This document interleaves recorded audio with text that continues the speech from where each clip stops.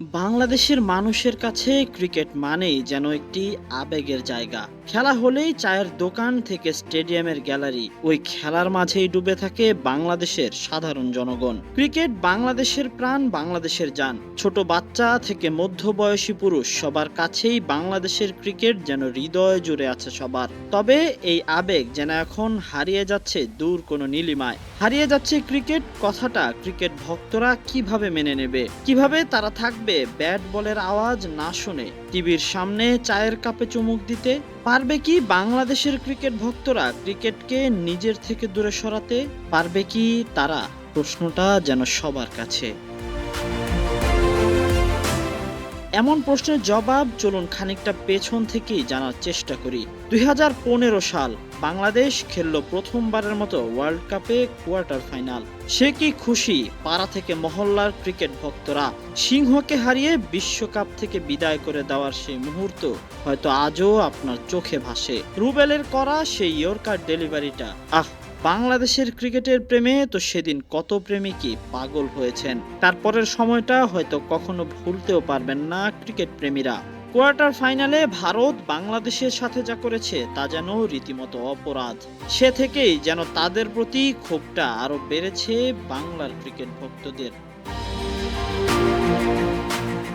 মন ভাঙলো, তবে বাংলার ছেলেরা যে শক্ত ছিল তার প্রমাণই পাওয়া গিয়েছে পরের সিরিজে। ভারতকে বধ করেছিল বাংলাদেশ। নতুন বাঁহাতি পেসার দেখেছিল বাংলাদেশের ক্রিকেট ভক্তরা। সেদিনের সেই মুস্তাফিজ আজ বাংলাদেশের ডেথ ওভার স্পেশালিস্ট। সময় যদি থেমে যেত কতই না ভালো হতো। সময়ের সেই তালে ক্রিকেট প্রেমীরা নতুন করে স্বপ্ন দেখেছিল বিশ্বজয়ের। বাংলাদেশের মানুষের মনে মাশরাফি সাকিবরা বিশ্বাস জাগিয়েছিলেন যে তারাও জিততে পারে আইসিসির বড় কোনো আসরের ট্রফি। সেই স্বপ্ন ভেঙেছে। সে থেকে হয়তো স্বপ্ন দেখতেই ভুলে গিয়েছে তারা।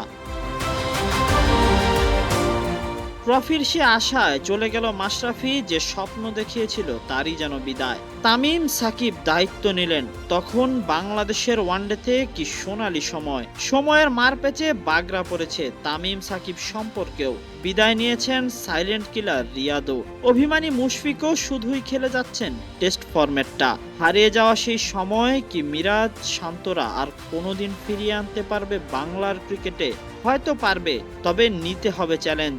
সে চ্যালেঞ্জে পড়েও গিয়েছে তারা। 2027-এর মার্চের মধ্যে র্যাঙ্কিংয়ে এগোতে না পারলে হয়তো ক্রিকেটাররা নিজেরাই লজ্জায় পড়বে। আবারও হারিয়ে খুঁজবে নিজেদের। এমনটা বাংলার ক্রিকেটে না হোক। এমন দিন কখনো বাংলার ক্রিকেটেই না আসুক। ক্রিকেট এগিয়ে যাক, আবারও ফিরে পাক সেই হারিয়ে যাওয়া অস্তিত্ব। Tahsin Ahmed, C sports.